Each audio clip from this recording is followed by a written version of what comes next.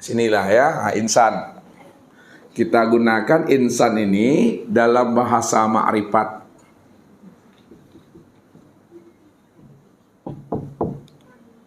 Yang kedua, insan dalam bahasa hakikat. Yang ketiga, insan dalam bahasa thariqat. Yang keempat, insan dalam bahasa syariat. Supaya kita mudah memahaminya.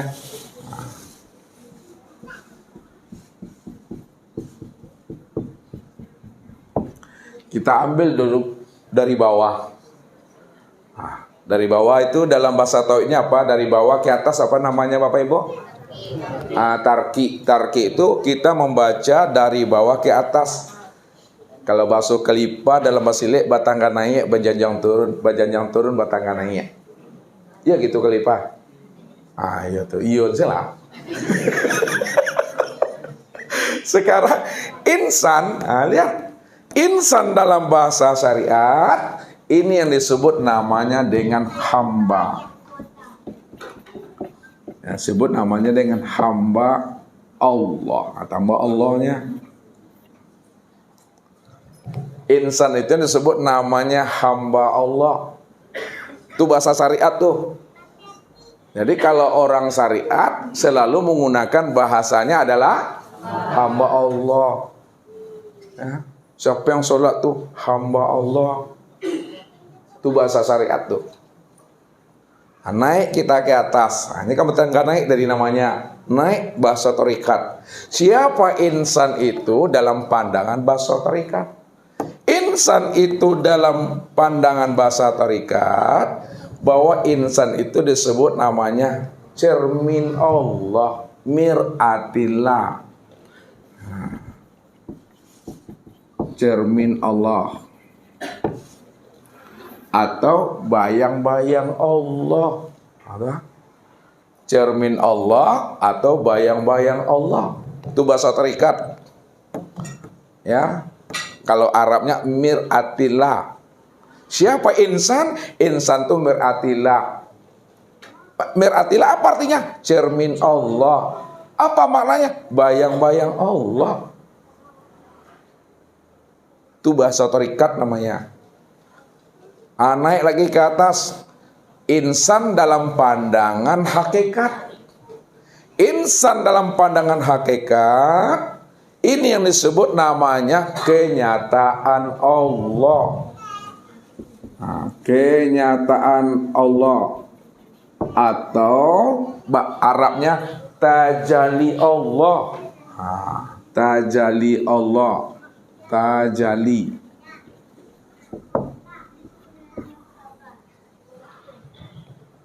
Makanya dikatakan al-insan tajaliyatillah. Insan itu tajalli Allah. Insan itu kenyataan Allah. Itu bahasa hakikat, kenyataan Allah. Bahasa yang gak tegas sedikit, insan itu wujud Allah. Itu bahasa hakikat tuh. Kita naikkan lagi, insan kita baca dalam pandangan ma'rifat. Insan itu Allah. Pasti gampang tuh. Gampang aku, mengerti aku. Itu yang dikatakan. Al-insanu siri wa nasiruhu. Allahu siri wa nasiruhu. Insan itu rahasiaku dan akulah rahasianya. Kalaulah insan itu rahasia aku dan akulah rahasianya, insan itu Allah, insan itu aku. Bapak Ibu tinggal memakai kalimat dan bahasanya, duduk makomnya di mana mau Bapak Ibu baca. Kalau Bapak Ibu ngomong dengan orang yang duduk di ahli syariat, Bapak gunakan, Ibu gunakan insan itu dengan bahasa ma'rifat. Terkejut aku. Kaget aku. Fir'aun 2023. Itu yang mesti dipahami. Makanya Nabi katakan khatibun nas ala khadri kulihim. Sampaikanlah rahasia insan itu sesuai dengan makomnya. Kalau makomnya itu di makrifat duduknya, sebut aja lah insan itu Allah. Aturun sekete, insan itu tiada lain Allah. Nah, itulah besamar tuh. Nah, kalau orang makrifat Bapak sampaikan kaji seperti itu, udah sama Bapak Ibu memberikan emas berkilo-kilo tuh Bapak Ibu. Lah berkilo-kilo lagi kan namanya itu. Tapi kalau orang duduk di syariat diberikan kalimat itu, ame dia dia tapi berserak-serak sing itu mah. Kalau sewai kawan rumah, lah kan naik kok. Padahal yang kita sebut dalam bahasa ma'rifah Allah itu sebenarnya tiada lain dalam bahasa syariat itu adalah hamba Allah yang dalam pandangan dia. Jadi cara memahaminya disesuaikan dengan makomnya. Kalau orang itu orang syariat Bapak Ibu, ngomonglah dengan bahasa syariat, baru matching Bapak Ibu.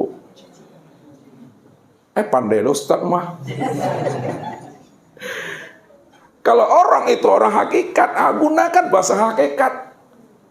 Baru masuk bahasa buknya batamuru hidup bukunya itu mah.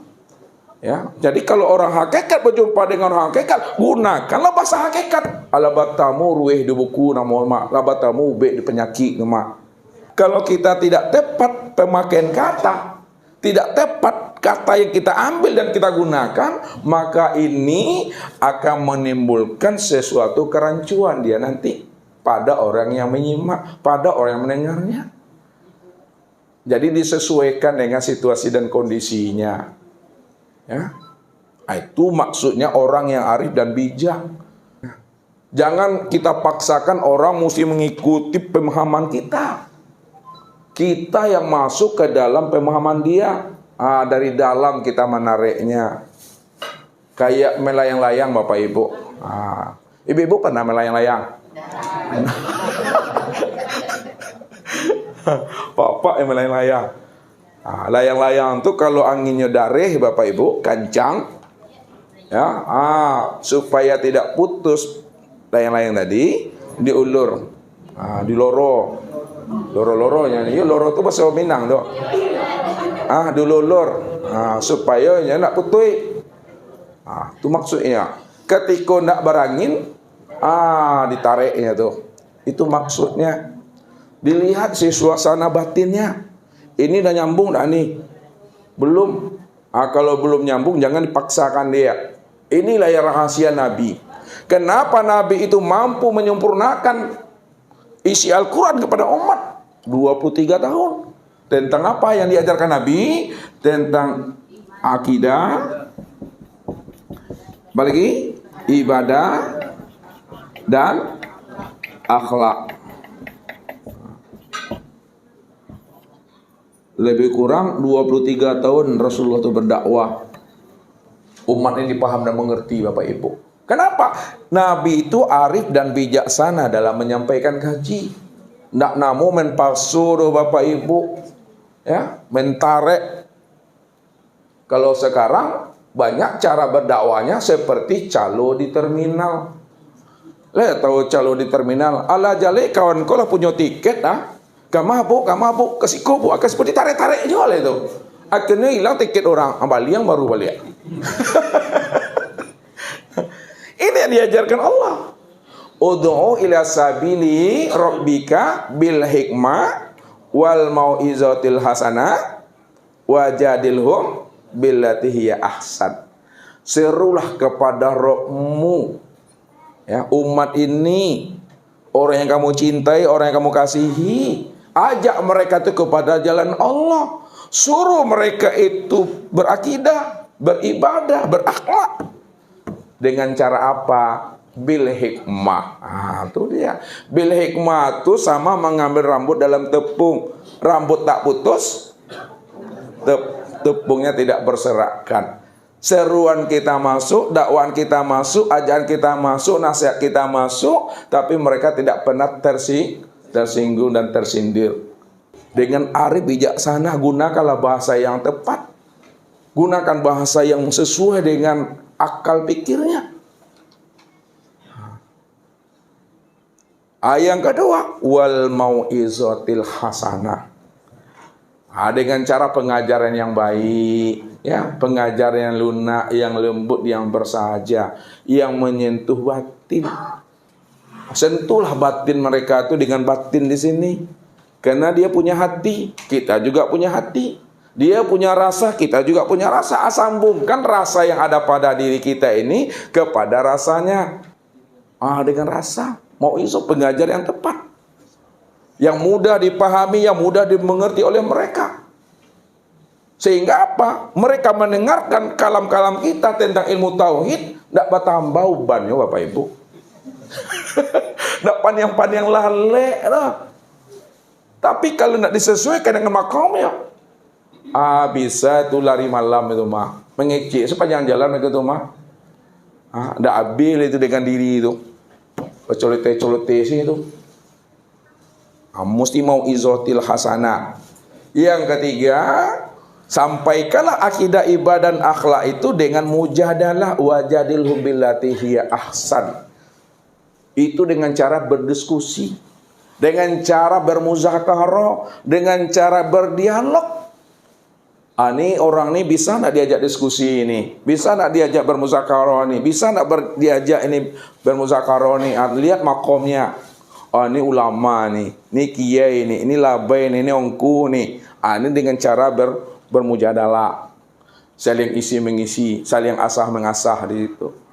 Ini anak SD ini anak SMP nak bisa mujadalah ini. Ini dengan jalan hikmah nih. Ini dengan jalan mau'izah nih. Bisa Bapak Ibu pilih dari 3 cara. Cara Nabi berdakwah boleh diramu ketiga-tiganya. Kalau kita setiap malam ketiga-tiganya metode itu kita pakai. Ya kan? Ada yang anak-anak, ada yang remaja, ada yang setengah tua, ada yang tua, ada yang dah uzur. Ambil bagian masing-masing. Ya, ambil bagian masing-masing. Artinya mana yang mudah dipahami, tangkuk di situ, pahami di situ, tanam ke sekolah, tanam ke dalam niha. Aja lari-lari Bapak Ibu tuh, itu maksudnya. Makanya insan itu secara panggilan syariatnya hamba Allah. Insan itu dalam panggilan torikatnya cermin Allah atau bayang-bayang Allah. Insan itu dalam panggilan hakikatnya kenyataan Allah, tajalli Allah, wujud Allah. Insan itu dalam panggilan bahasa makrifatnya ya Allah. Inilah panggilan kesempurnaan untuk memandang insan. Barulah basobok. Kan itu bajumpo basobok boleh ya. Al insan siri wasiri sifati wasifati la ghairi. Insan itu rahasiaku, rahasiaku sifatku, sifatku tiada lain aku. Itu maksudnya insan itu sebenar-benarnya ya aku.